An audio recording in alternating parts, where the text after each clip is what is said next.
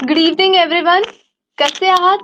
बाहेर मस्त पाऊस पडतोय, छान थंडी पडली आहे. माझ्या हातात गरमागरम चहाचा कप आहे आणि सोबत दिग्गज व्यक्ती आहेत.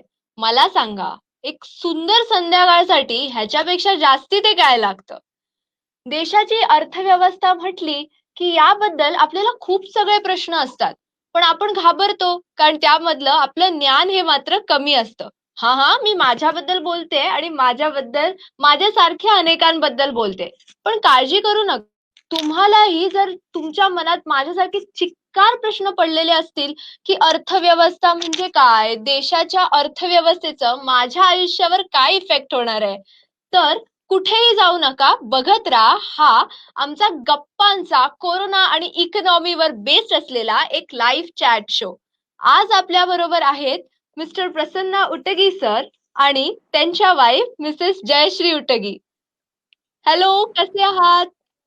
हाय. नमस्कार. मी माझा चहा खूप एन्जॉय करते. तुम्ही एन्जॉय करताय ना? एन्जॉय करतो.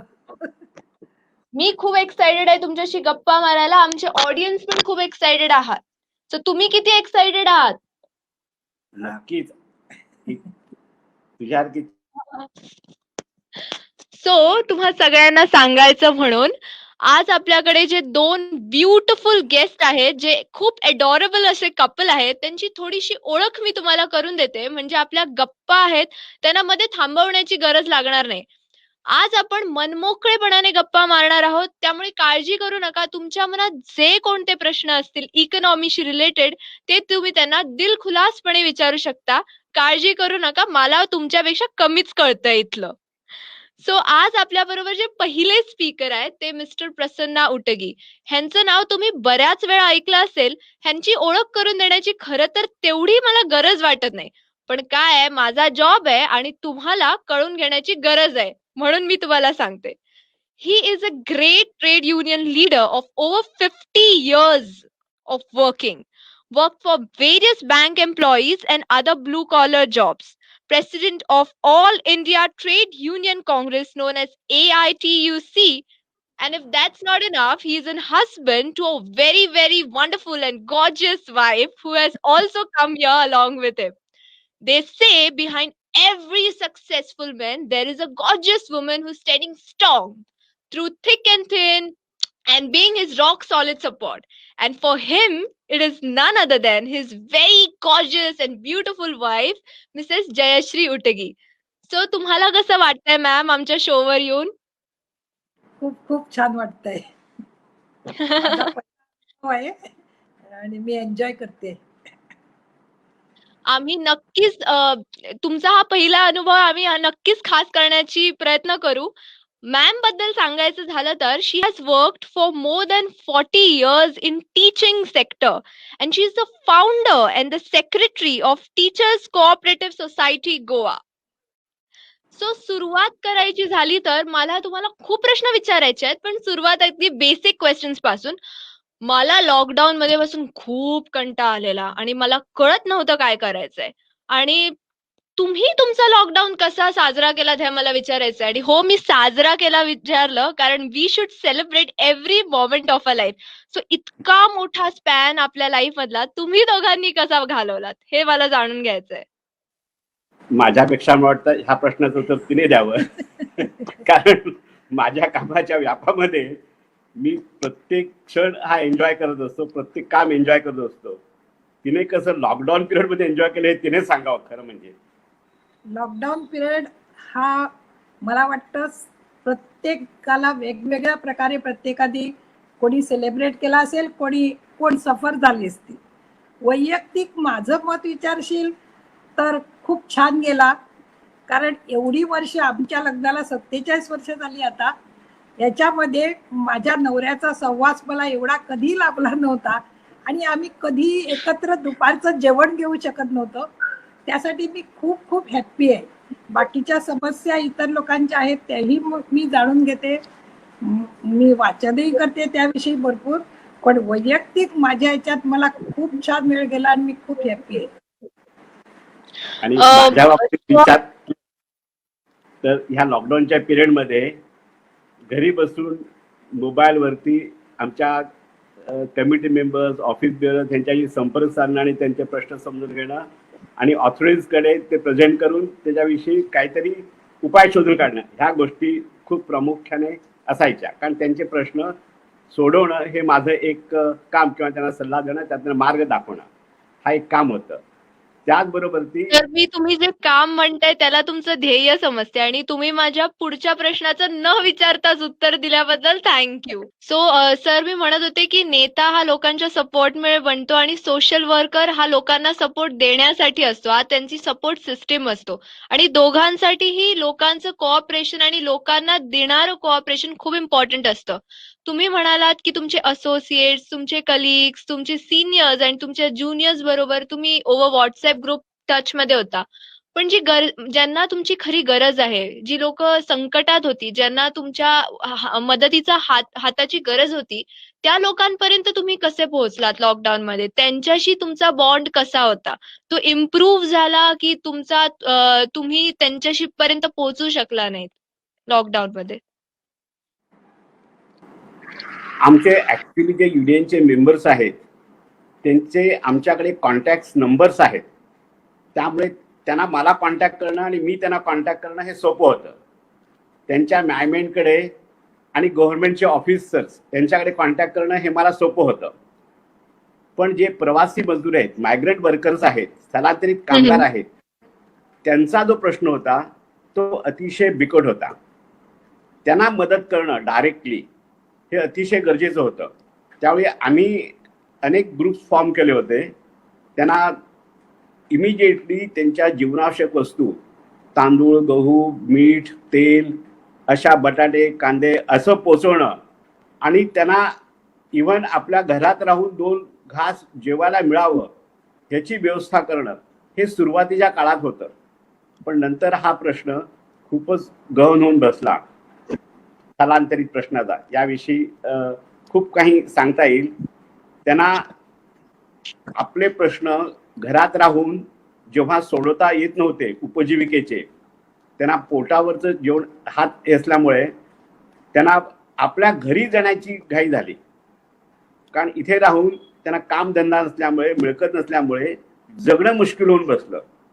त्या लॉकडाऊनच्या दुसऱ्या पिरियडमध्ये अतिशय गंभीर अशा समस्या उभ्या राहिल्या आणि त्यावेळी त्यांना मदत करणं हे अतिशय गरजेचं होतं. खूपशा स्वयंसेवी संघटनाने आम्हाला मदत केली आणि आम्ही त्यांना मदत पोचू शकलो. त्याचं आम्हाला खूप मोठं समाधान आहे. सगळ्यांनाच पोचू शकलो नाही, पण खूप मोठ्या समुदायाला आम्ही पोचू शकलो, हे मात्र नक्की. त्यामुळे प्रश्नाची त्यांच्या सफरिंगची तीव्रता थोडीशी कमी झाली असेल, खूपशी कमी झाला पाहिजे होती. त्याची कारणं आहेत.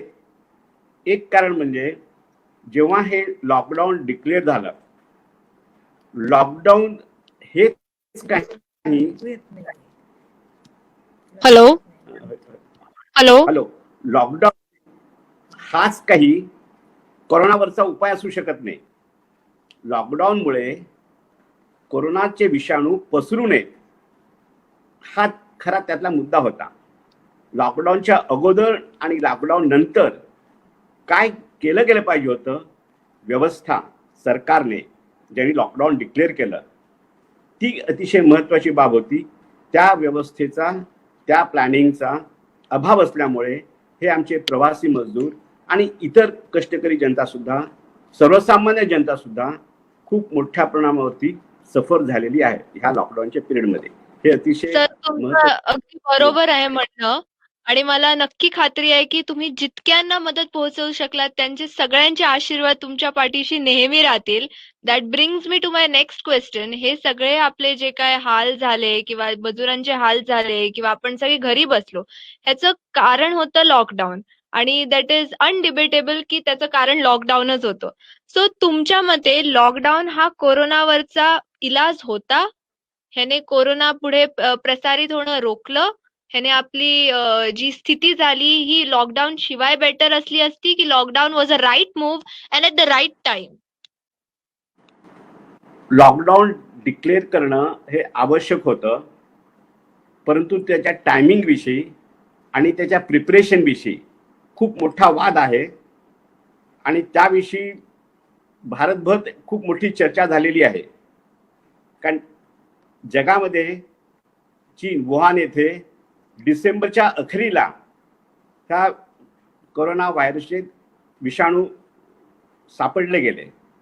त्याची माहिती WTOला पोहोचून त्यांनी ह्याला पॅन्डेमिक म्हणजे जागतिक पातळीवरती एक महामारीचं संकट आलेलं आहे हे डिक्लेअर करेपर्यंत जानेवारीची 6-7 तारीख गेली.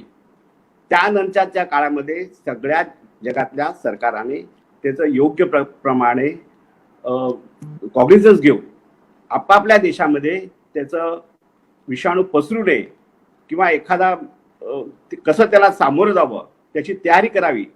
ह्या तयारीमध्ये अनफॉर्च्युनेटली आमच्या देशामध्ये आम्ही खूप कमी पडलो आणि ऐनवेळी 4 तासाच्या नोटीसने आम्ही लॉकडाऊन डिक्लेअर केलं आणि लोकांना सांगितलं तुम्ही घरात राहा, सुरक्षित राहा.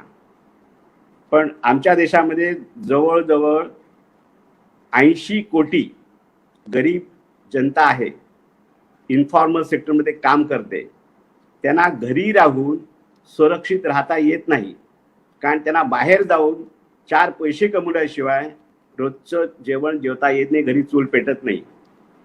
आमच्या फायनान्स मिनिस्टरने निर्मला सीतारामनने सुद्धा ह्या 80 कोटी गरिबांना आम्ही अन्नधान्य पुरवतो आणि त्यांच्या अकाउंटला डायरेक्टली 500 रुपये 3 महिन्याकरता क्रेडिट करतो, अशा प्रकारे त्यांनी अनाउन्समेंट केली.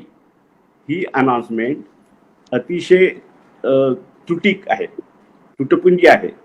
यातून त्या स्थलांतरित कामगारांचा खऱ्या अर्थाने प्रश्न सुटू शकला नाही. त्याला आणखीनही खूपशी कारणं आहेत. स्थलांतरित मजदूर हा फेसलेस वर्कर आहे. त्याची नोंद अनफॉर्च्युनेटली आमच्या इकॉनॉमीमध्ये खूप थोडीशीच घेतली जाते. स्थलांतरित मजुराकरता unorganised sectors social security bill म्हणून 2008 मध्ये आलं. त्याच्या अगोदर 1970 मध्ये कॉन्ट्रॅक्ट लेबर्स कंट्रोल करण्याकरता म्हणून कायदे आले. त्याच्याशिवाय आंतरराज्य स्थलांतरित मजुरांकरता रेग्युलेट करण्याकरता म्हणून एक इंटरस्टेट मायग्रंट वर्कर्स रेग्युलेशन्स म्हणून एक ॲक्ट आला. परंतु ह्या ॲक्टमधल्या मिनिमम प्रोव्हिजन्स ज्या असतात नाही त्या सुद्धा इम्प्लिमेंट केल्या गेल्या नाहीत. आमच्या मते एक जरी त्यांनी जर हे केलं असतं नाही इम्प्लिमेंट, एकच क्लॉज की ह्यांना ऑल इंडिया लेवलवरती रिकॉग्नाइज होणारं ID कार्ड जर इश्यू केलेलं असतं तर कुठला कामगार कुठे आहे याची एक सूची तयार झाली असती. आमच्याकडे दुर्दैवाने अशी सूची तयार झाली नाही. त्यामुळे त्यांना ओळख पटवणं की मी अमुक राज्याचा अमुक कामगार आहे आणि अमुक ठिकाणी काम करतो, अमुक सेक्टरमध्ये काम करतो, अशी ओळख त्याला पटवता आली नाही. आणि त्यामुळे त्याच्या परतीच्या प्रवासामध्ये त्याला घरात राहता आलं नाही. त्याच्या घराकडे त्याला जेव्हा परतीचा प्रवास करायची पाळी आली अतिशय डिस्परेट मूडमध्ये, त्यावेळी रस्त्याने जाताना पोलिसांकडनं त्यांना जास्त त्रास झाला आणि कमी मदत झाली. हे ह्या विशिष्ट पिरियडमध्ये आपल्याला नोंद करून घेतलं पाहिजे. स्थलांतरित मजुरांचे प्रश्न अतिशय तीव्र आहेत. ह्याच्या पुढे सुद्धा असं होऊ नये म्हणून आम्ही आता परत एकदा डिमांड केलेला आहे ऑल इंडिया ट्रेड काँग्रेसतर्फे आणि भारतातल्या सगळ्या ट्रेड युनियन्सतर्फे एक ऑनलाईन पिटिशन लॉन्च केलेलं आहे. आणि त्या पिटिशनमध्ये आमचं एक प्रमुख डिमांड आहे की ह्या स्थलांतरित कामगारांना ऑल इंडिया लेवलवरती एक स्मार्ट ID कार्ड इश्यू करावं. त्यांचा त्यावरती आधार कार्ड नंबर असावा आणि ते कोणत्या क्षेत्रामध्ये काम करतात, कोणत्या राज्यातून आले आणि कोणत्या राज्यात काम करतात याची एक व्यवस्थित नोंद सरकार दरबारी असावी. म्हणजे अशी परिस्थिती आली तर त्यांना कशा प्रकारची मदत करता येईल, कोण कुठे काम करतं याची व्यवस्थित आकडेवारी तयार होईल. आता सध्या अशी आकडेवारी अजिबात नाहीये. डेटाबेस नाही आपल्याकडे. डेटाबेसच नाही. तो डेटाबेस नसल्यामुळे त्यांना मदत करणं कठीण गेलं. आणि इव्हन पॉलिसी मेकर्सना याची गरज असते ती शक्य झाली नाही. सर, तुमच्या बोलण्यावरून माझ्या एक लक्षात आलंय की precaution is better than cure म्हणतो, पण आता आपल्याला प्रेपरेशन इज बेटर असं म्हणावं लागेल. सो हे सगळे जे आपण चुकीचे डिसिजन्स बद्दल आता आपण बोललो, की मजुरांची फरफट झाली, हातावर ज्यांचं पोट होतं त्यांची फरफट झाली. पण हे मोस्ट अफेक्टेड म्हटले पाहिजेत. पण most of the people were also affected. So these are most Correct. affected people while most of the people were also affected along with them. So आता नेक्स्ट टाइम जर असं कोणतं पेंडेमिक आलं, येऊ नये पण आलं, Right. तर त्याची प्रिकॉशन काय? त्याचं लॉकडाऊन मध्ये आपण परत गेलो, तर तेव्हा जी परिस्थिती असेल त्यानुसार आपल्याला काय प्रिकॉशन्स घेतले पाहिजेत? काय प्रकारचं प्रिपरेशन केलं पाहिजे लॉकडाऊनच्या अगोदर? आता आपण म्हणालो, की 4 तास अगोदर अनाउन्समेंट केली आणि लोकं सैरावैरा धावू लागली. पण नेक्स्ट टाईम असं झालं, तर आपल्याला ही गोष्ट लक्षात घ्यावी लागेल आणि त्यासाठी तुमच्या मते काय गोष्टी केल्या पाहिजेत? काय रिफॉर्म्स राबवले पाहिजेत? कोणते लॉज इन प्लेस केले पाहिजेत? की इन सच क्रिटिकल सिच्युएशन्स गव्हर्नमेंटने काय पावलं उचलली पाहिजेत before lockdown, preparation of lockdown? आता लॉकडाऊनच्या पूर्वी मी सांगितलेले हे 4-5 कायदे अस्तित्वात आहेत कामगारांचे, यांच्या अगदी कळवळ्याने ते अस्तित्वात आणलेले आहेत. त्याच्या स्टेटमेंट ऑफ ऑब्जेक्ट, जेव्हा प्रत्येक कायदा पास केला जातो त्यामध्ये स्टेटमेंट ऑफ ऑब्जेक्ट असतं आणि त्या स्टेटमेंट ऑफ ऑब्जेक्टमध्ये ह्या कामगारांना मदत करण्याविषयीचे अनेक तरतुदी अनाऊन्स केल्या असतात. इम्प्लिमेंटेशन होत नाही. इम्प्लिमेंटेशन न होण्याचं कारण सरकारची एक मानसिक तयारीच अशा प्रकारचे कायदे इम्प्लिमेंट करण्याबाबतीत सध्या नाहीये. आणि जागतिक अर्थकारण, जागतिक राजकारण आणि त्याचा आमच्या देशावरती झालेला परिणाम, देशातल्या सरकारने घेतलेले त्याच्याशी निगडीत निर्णय, ह्यामुळे सुद्धा हे कायदे पास केले जातात, पण ह्या कायद्याची अंमलबजावणी अजिबातच होत नाही. ही अंमलबजावणी करणं हे महत्वाचं आहे. नुसता कायदा पास करून काही होत नाही. त्यामुळे असं जर होता नाही तर हे सगळे कायदे पूर्णपणे त्यांनी इम्प्लिमेंट केले तर काम ऑटोमॅटिकली होऊन जाईल. नवीन काही करण्याची गरज आहे असं मला वाटत नाही. नवीन मी आता सांगितलं, जसं त्यांनी सगळ्या ह्या स्थलांतरित कामगारांकरता ऑल इंडिया एक रेशन कार्ड म्हणून सांगितलं, जसं जीएसटी एक टॅक्स, संपूर्ण देशभर एक टॅक्स म्हणून सांगितलं, तर रेशन कार्ड सुद्धा ते अनाउन्स केलं. छान आहे. त्यांनी आयुष्यमान भारत म्हणून 50 कोटी जनतेला, गरीब जनतेला त्यांच्याकरता त्यांनी आरोग्यविषयक हा एक इन्शुरन्स हे केला, अनाउन्स केला. परंतु त्याच्या ऍक्च्युअल जे तुम्ही डिटेल्स बघितलं, जर त्याच्याकडे मोटराइज्ड व्हेकल असेल तर त्याला ह्या आयुष्यमान भारत स्कीमचा उपयोग मिळणार नाही, बेनिफिट मिळणार नाही. जर त्याच्याकडे लँडलाईन टेलिफोन असेल तर त्याला ह्या आयुष्यमान भारत स्कीमचा बेनिफिट मिळणार नाही. अशा प्रकारचे जर नियम केले तर आयुष्यमान भारत तुम्ही मोठी स्कीम तयार केली, जगभर त्याचा उदोदो केला, प्रॅक्टिकली त्याचं इम्प्लिमेंटेशन कसं होईल? या कोरोनाच्या काळात या अनेक लोकांना आपल्या आरोग्यविषयक गोष्टींवरती खूप मोठा खर्च करावा लागला. म्हणून आमचं म्हणणं काय होतं की जे लोक ह्या इन्कम टॅक्स ब्रॅकेटमध्ये नाही आहेत त्याच्या खालच्या सगळ्या लोकांना डायरेक्टली सरकारने मदत द्यावी. त्यांनी 7,500 कोणी म्हणतात, कोणी म्हणतात 10,000 द्यावी. त्यांनी फक्त 500 रुपये डिक्लेअर केलेली आहे, ही अपुरी आहे.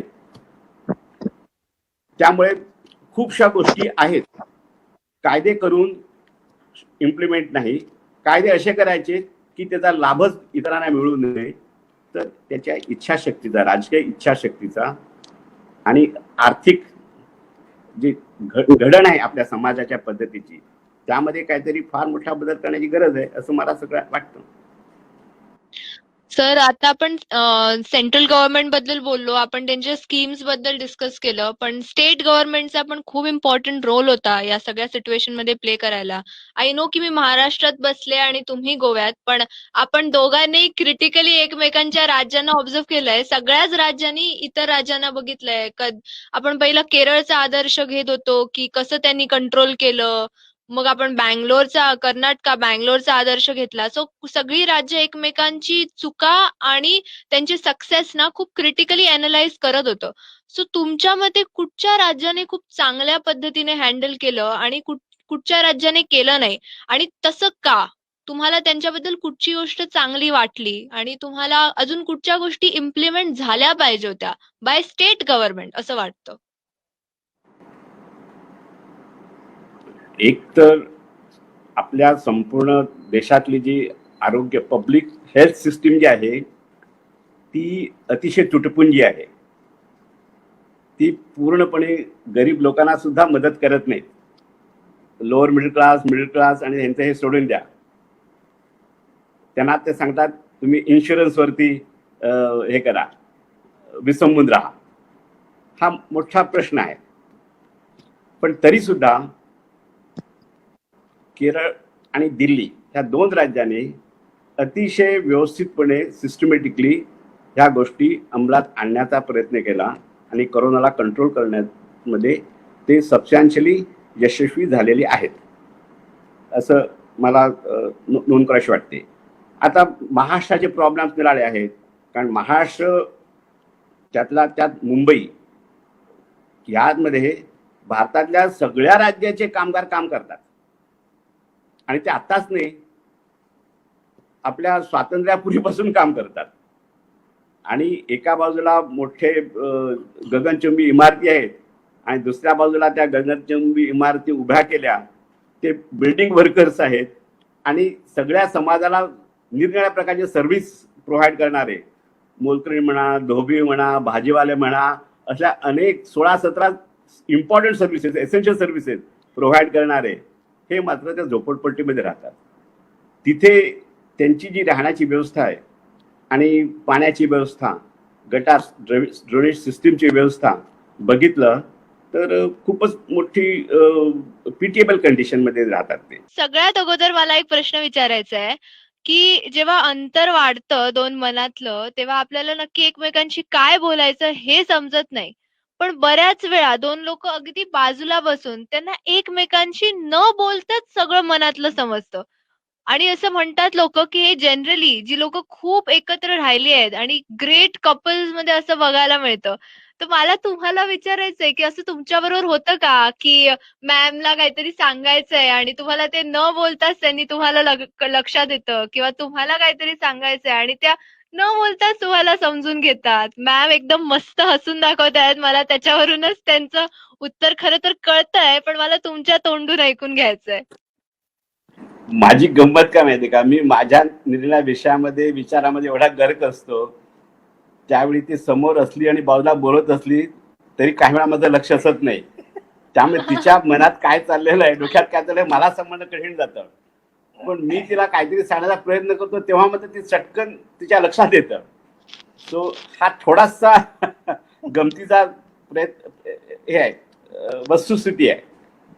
परंतु आम्हा दोघांना जेव्हा आम्ही एकत्र बसून बोलत असतो त्यावेळी तिच्या डोक्यात काय चाललेलं असं हे लक्षात येतं आणि मला काय सांगायचं ते लक्षात येतं. आम्ही न बोलता सुद्धा बोलत असतो. ही वस्तुस्थिती खरी आहे. काय ते कवितेत सांगितलं पाहिजे, गाण्यात सांगितलं असं काय नाही, ही आयुष्यातली वस्तुस्थिती आहे. मला समजतं. आणि मॅम मला तसं समजतं, कारण खूपदा असे बाहेरून आल्यानंतर वगैरे मी विचारलं काही, म्हणजे चेहरा बघून किंवा कशावरून तरी मला लगेच म्हणायचे तुला कसं कळलं, तुला कोणी सांगितलं. पण मला नाही. आणि उलट मला बरं नसलं तरी सुद्धा पूर्वी तरी म्हणजे ते घरी आता माहिती आहे की ते घरी नसायचेच, आले तरी खूप उशिरा यायचे. त्यामुळे बरं असो आणि नसो माझं काम सगळं चालूच असायचं. मग कुठेतरी मला वाटायचं की अरे मला बरं नव्हतं, पण आता आल्यानंतर ह्यांनी विचारावं तरी काय झालं. तर तसं कधी त्यांच्या लक्षात यायचं नाही आणि कामं सुरूच असायची. आणि मग मी म्हटलं, तुम्ही मला साधं विचारलं पण मला कसं कळणार, तू तर नेहमीची कामं करत आहेस आणि काय बोलली पण नाही. हे असं असं आमच्याकडे चालायचं. म्हणजे आता तसं हे नाहीये, पण अशा गमती जमती व्हायच्या. Ma'am, that brings me to my next question. बऱ्याच वेळी आपण आपल्याला सगळ्यांना माहितीये मूवी मध्ये जनरली एकच हिरो असतो आणि बाकीचे सपोर्टिंग ऍक्टर्स असतात. पण सपोर्टिंग ऍक्टर शिवाय मूवी ही सक्सेसफुल होऊ शकत नाही, कारण वन मॅन शो हा फक्त म्हणण्यापुरती टर्म आहे. पण तुम्ही या त्यांना हिरो बनण्यासाठी तुम्ही नेहमी त्यांच्या मागे खंबीरपणे उभे राहिलात आणि नेहमीच काय सगळं गोड गुलाबी नसतं, कधीतरी तिखट असतं, कधीतरी आंबट असतं आणि कधीतरी ते कडूही असतं. मग आणि तुम्हाला असं कधी वाटलं नाही का, की मी या माणसाबरोबर आहे, यांना कधीतरी माझ्या भावनाही कळत नाहीत, पण मी माझं करिअर, माझं अस्तित्व या माणसाला वाहिलंय, तर मी चुकीचं तर केलं नाही ना? किंवा कदाचित मी असं केलं नसतं, तर कदाचित माझी ओळख काय वेगळी असती, ह्यांच्यापेक्षा मोठी असती, ह्यांच्या तुलनेची असती, की काय कोण असता तुम्ही? असं तुम्हाला कधी प्रश्न पडत नाही का? असा प्रश्न, नेमका असा प्रश्न पडत नाही. कारण एक तरी पहिल्या प्रश्नाचं उत्तर देतानाच मी सांगितलं, हे सगळं मला कामाचं महत्व आणि जे काम करतात, काय करतात, हे मला माहिती होतं आणि मी समजून घेत होते. उलट त्या कामात सुद्धा माझी मदत जेवढी शक्य होईल तेवढी मी करायचे. त्यामुळे असा कधी मला प्रश्न पडला नाही. तसं मोठं करिअर करायचं असं सुद्धा डोक्यात नव्हतं, की एकाने ही बाजू सांभाळायची तरच त्यांना ते काम करायला मिळेल. हे पक्क माहिती होतं, मलाही माहिती होतं आणि त्यांना पण माहिती होतं, की आपण एवढा निर्धास्त बाहेर राहतो, ते घरी सगळं हे व्यवस्थित करेल ह्या भरोशावरच. त्यामुळे तसं मला आज सुद्धा वाटत नाही. पण कधी कधी थोडस, म्हणजे कधी प्रमोशन घेण्यावर वगैरे मी कधी केलं नाही. करायला मिळालं असतं तर बरं वाटलं असतं, पण ते शक्य नव्हतं आणि ती मनाची तशी तयारी होती. म्हणजे जोर जबरदस्ती वगैरे असं काही नव्हतं. मला थोडस ऍड करावं वाटतं. ती माझ्या पाठीशी खंबीरपणे उभी राहिली, म्हणून आम्ही सगळं आमचा संसार आणि बाहेरचा माझा व्याप जो होता कामाचा, हे आम्ही सांभाळू शकतो. ह्याचं डिस्क्रिप्शन एका वाक्यात करायचं झालं तर मी असं म्हणेन की आरोह अवरोह से ही जीवनगीत मधुर बनता है. तसं आमचं जीवनगीत अतिशय मधुर झालेलं आहे. आरोह अवरोह होतेच. एक सुरी जीवन कधीच चांगलं लागणार नाही. नेहमीच गोड बरोबर. छान छान कधी लागणार नाही. Moving back to corona and economy, मी तुम्हाला विचारू इच्छिते की आपण सगळे म्हणतोय की जागतिक आर्थिक मंदी, the world is facing the great depression once again. So कोरोनाने हे ट्रिगर केलं, की कोरोनाने होती त्या परिस्थितीतच भर घातली, की कोरोना हे कारण ठरलंय बऱ्याचशा कोरोना हे कारण झालं नाही, कोरोनाने त्या प्रश्नामध्ये आणखीन भर घातलेली आहे असं आपल्याला म्हणता येईल.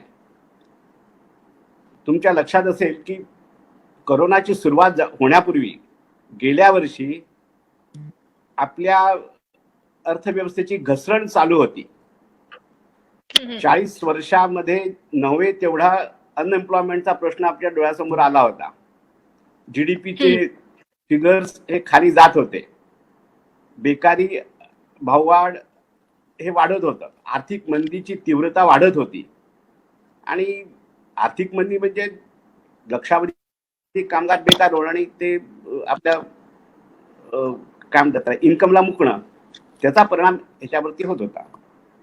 त्यामुळे एक बाजू आर्थिक मंदी असणं म्हणजे कामगारांच्या हातामध्ये क्रयशक्ती नसणं हा असतो, आणि दुसऱ्या बाजूने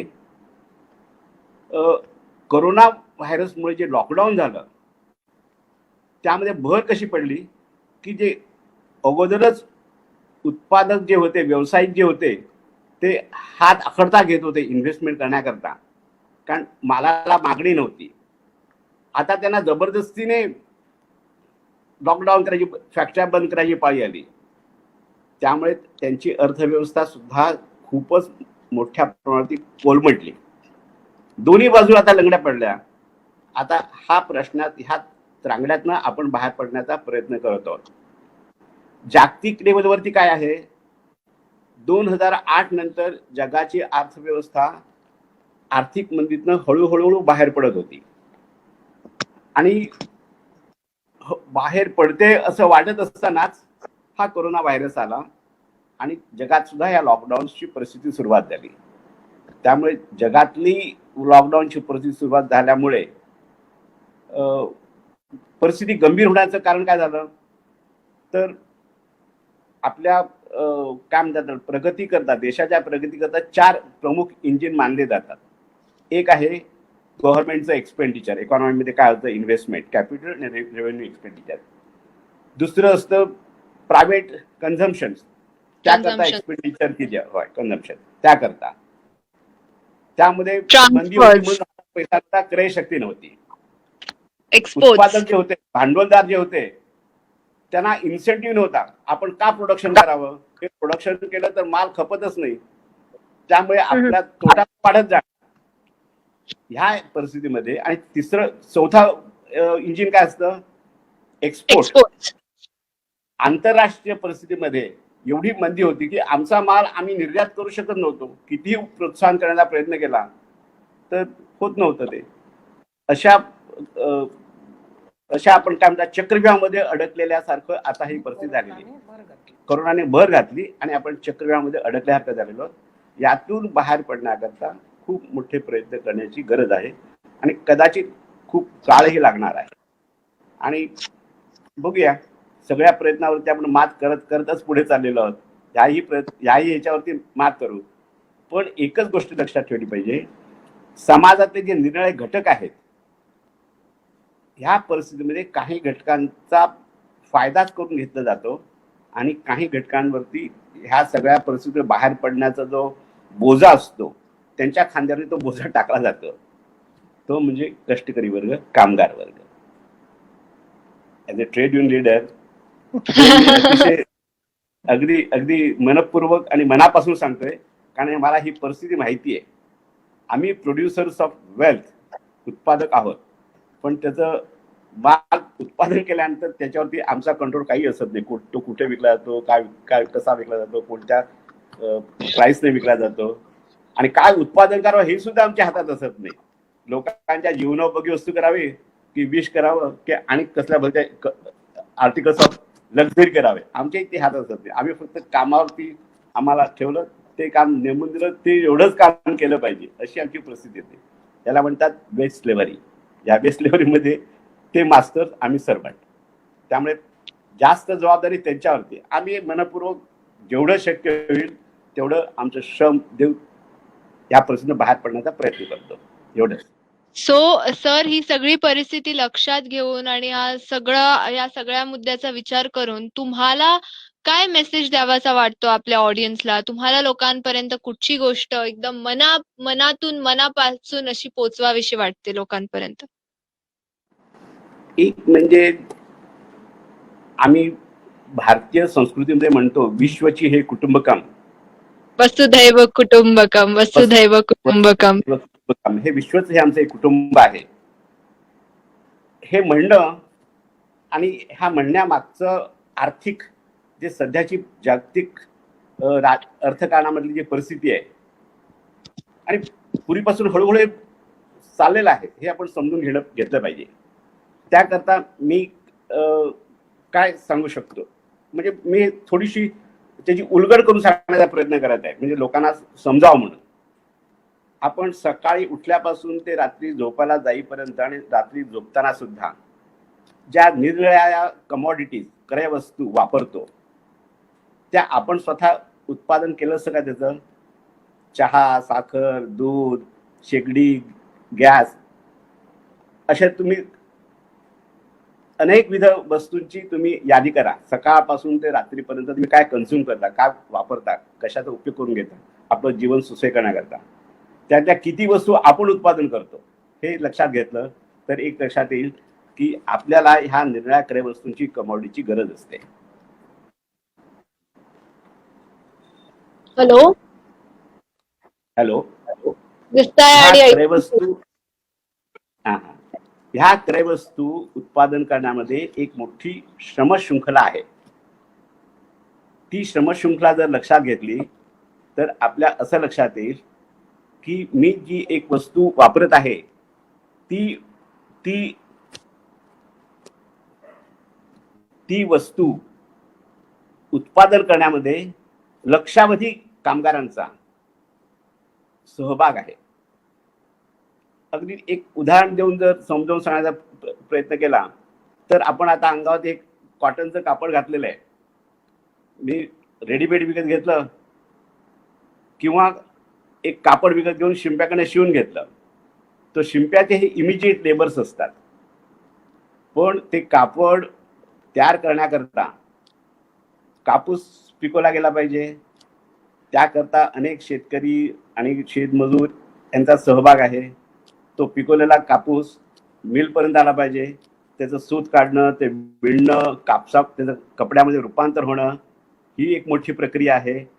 आणि ते तुमच्या ह्या दुकानापर्यंत तुमच्या शहरात येऊन तुम्ही तो विकत घेता, हा सुद्धा एक त्याचा भाग झाला नाही.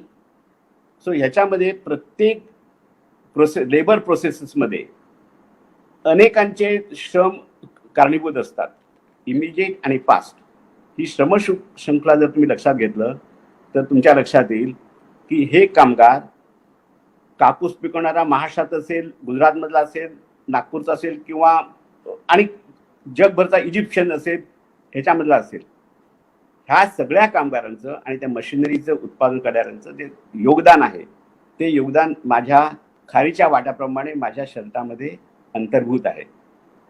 ही श्रमशृंखला आम्हाला दर्शवते की आम्ही ह्या संपूर्ण विश्वामध्ये जे उत्पादन करणारे उत्पादक आहेत त्याचा एक महत्त्वाचे घटक आहोत आणि त्या दृष्टीने आपण हे करणं गरजेचं असतं. लक्षात सर, तुम्ही आम्हाला 2 संदेश दिलेत आणि कोइन्सिडेंटली रथाला 2 चाकं असतात आणि दोघांमधलं एकही चाक जर मागे पुढे झालं तर संसार रथ हा चालू शकत नाही, हे आपल्याला सगळ्यांनाच माहितीये. सो तुमचे 2 संदेश इकॉनॉमीसाठी होते. सो मला मॅमना विचारायचंय की त्यांचे 2 संदेश काय आहेत एका सुखी संसारासाठी? सुखी संसारासाठी 2 संदेश म्हणजे, एक म्हणजे एकमेकावर पूर्ण विश्वास ठेवायचा, पूर्ण, की आपला जोडीदार आहे तो जे काम करतो, जिथे जातो, जिथे फिरतो किंवा राहतो तरी सुद्धा तो आपला आहे. हा, आणि तर तो संसार सुखी होऊ शकतो. म्हणजे विश्वास असला पाहिजे आणि लपवाछपवी असता कामा नये, आणि आहे त्याच्यामध्ये समाधान मानावं, हा एक दुसरा संदेश. म्हणजे फक्त सुखी संसार होण्याकरता मला वाटतं एवढं पुरे असतं. खूप पैसा किंवा कमी पैसा हे असणं म्हणजे सुखी संसार होईल असं काही नसतं. कारण मी छोट्या घरापासून आता माझ्या ह्या काय म्हणतात त्याला डुप्लेक्स बंगल्यामध्ये राहते, त्यामुळे मला तिकडेही किती सुख मिळत होतं आणि इथे किती आहे, म्हणजे कशा प्रकारे मी आहे याच्यावरून बाकी कशावरही आपल्या भौतिक ह्याच्यावरती संसारचं सुख अवलंबून नसतं. ते एकमेकांना समजून घेणं आणि एकमेकांशी प्रामाणिक आणि विश्वास ठेवणं खूप महत्वाचं आहे. मला आणखीन एकच मुद्दा सांगायचा होता संदेशामध्ये, सांगू शकतो मी? बिलकुल सर, बिलकुल. ओके. आपण आता ग्लोबलाइज वर्ल्ड मध्ये राहतो असं आपण म्हणतो, सगळेच कबूल करतो त्याविषयी. याचं कारण काय आहे? अर्थव्यवस्था ही आता एकमेकावरती अवलंबून आहे. आपण तशा एका दृष्टीने परावलंबी आहोत. वैयक्तिक आयुष्यामध्ये आपण एकमेकावरती अवलंबून आहोत. मी ही श्रमशृंखला जी सांगितली तुम्हाला, त्याचं जर तुम्ही आकलन घेतलं तर संपूर्ण जागतिक उत्पादन पद्धतीमध्ये प्रत्येक देश एकमेकावरती अवलंबून आहे. तेव्हा आपण जेव्हा आत्मनिर्भर भारत अशी घोषणा करतो, त्यामध्ये आपल्या देशाविषयी योग्य आदर असणं, स्वाभिमान असणं हे अतिशय महत्त्वाचं. पण त्याचबरोबर ती दुराभिमानाकडे जर आपण झुकलो तर काही अतिशय बिकट परिस्थिती निर्माण होण्याची शक्यता आहे. मी एवढ्याच करता हे सांगतो की एक 2-3 दिवसापूर्वी रघुनाथ माशेलकर हे मोठे ज्येष्ठ शास्त्रज्ञ आहेत त्या देशाचे आणि CSIRचे ते माजी अध्यक्षही आहेत. त्यांनी आम्हाला वॉर्निंग दिलेली आहे. आम्ही ह्या चीनी ॲपवरती बायकॉट केलं, छान आहे, चांगली गोष्ट आहे. आपल्याला आत्मनिर्भर व्हायचं आहे, त्याची आपण तयारी केली पाहिजे. त्याकरता जे नवीन नवीन संशोधन करण्याची जी प्रवृत्ती लागते, त्याला सायंटिफिक टेम्परामेंट लागतं. ते त्यामध्ये आपण जगाचं जे इंडेक्स आहे त्या इंडेक्समध्ये आपण आहोत 52व्या स्थानावरती आणि चायना आहे 30व्या स्थानावरती. 1980 मध्ये आपण एकाच स्थानावरती होतो, आता ते पुढे आहेत, आपण मागे आहोत. हे का, हे आपण समजून घेतलं पाहिजे. आणि त्यांनी सांगितलं की फार्मास्युटिकल इंडस्ट्री जी आमची आहे त्याच्यामध्ये ते एक ठराविक प्रकारचं हे लागतं आपल्याला, त्याला म्हणतात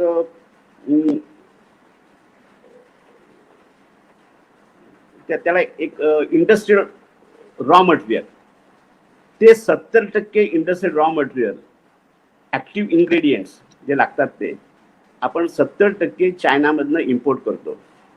जर बायकॉट चायना ह्या स्लोगनचं आपण अति दुसरं टोक गाठलं तर आमच्या भारतातली ही फार्मास्युटिकल इंडस्ट्री जी फायनल प्रोडक्ट तयार करून जगातल्या 130 देशांना ते एक्सपोर्ट करतं, ह्या एक्सपोर्टवरती आमचा मार पडतो. अजूनही इव्हन ह्या कोरोना व्हायरसच्या काळामध्ये जवळजवळ 130 देशांना आम्ही औषधं पुरवलेली आहेत. फक्त हेच आम्ही एक्सपोर्ट करू शकलो.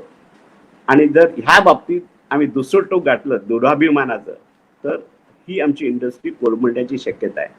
त्यामुळे डॉक्टर माशेलकरने सांगितलं, तुम्ही आत्महत्या करायचा प्रयत्न करू नका. एवढी वॉर्निंग आपण लक्षात ठेवलं पाहिजे. हे एवढंच मला सांगायचं होतं. आपण सजग असलं पाहिजे. तुमच्या दोघांची बोलून मला खूप छान वाटलं. माझ्या संध्याकाळचं सार्थक झालं. माझा चहा तर संपलाच, पण आता या गप्पाही संपत आल्या. खूप छान वाटलं की तुम्ही आमच्याबरोबर आलात. तुम्ही आमच्या ऑडियन्सशी गप्पा मारल्यात, माझ्याशी गप्पा मारल्यात आणि गप्पा मारण्यापेक्षा तुम्ही आम्हाला एज्युकेट केलंत आणि गप्पा मारल्यात. तुमचं एक गहन विषयावरचं खूप जास्ती डेप्थ असलेलं ज्ञान आणि मॅमची simplicity goes well together. I would say you all make a very adorable and a perfect couple, and this show has been a perfect example showcasing that. So thank you की तुम्ही आमच्याकडे आलात, तुम्ही आमच्याशी गप्पा मारल्यात, मन मोकळेपणाने बोललात. आम्हाला खूप छान वाटलं. परत आपण अशाच एका एपिसोडमध्ये भेटूया. तोपर्यंत बघत राहा सिंधुदुर्ग लाईव्ह. Thank you. नमस्कार. नमस्कार, Thank you. धन्यवाद. नमस्कार. आम्हालाही खूप आवडलं. सिंधुदुर्ग आमच्या अगदी हृदयाशी जवळ आहे.